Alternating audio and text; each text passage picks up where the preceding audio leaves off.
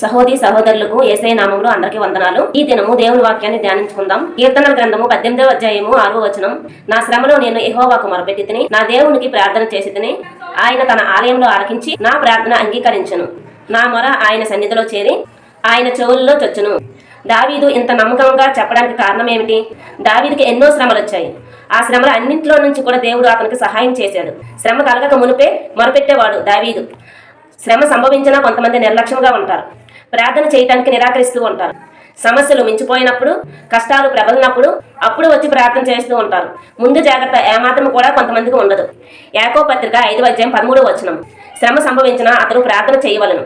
దేవుని వాక్యము ఎంత చెప్పినా కొంతమంది వినరు. తగిలే దెబ్బలు ఎక్కువగా తగులుతున్నప్పుడు, గాయాలు పాలైనప్పుడు, సమస్యలు పడినప్పుడు అప్పుడు చాలా బాధపడుతూ ఉంటారు. అటువంటి పరిస్థితి నీకు రాకమునిపే ప్రార్థన చెయ్యు, మొరపెట్టు, విజ్ఞాపన చెయ్యు, కన్నీరు విడువు. దేవుడు నీ మనవిని ఆలకిస్తాడు. దేవుడు నిన్ను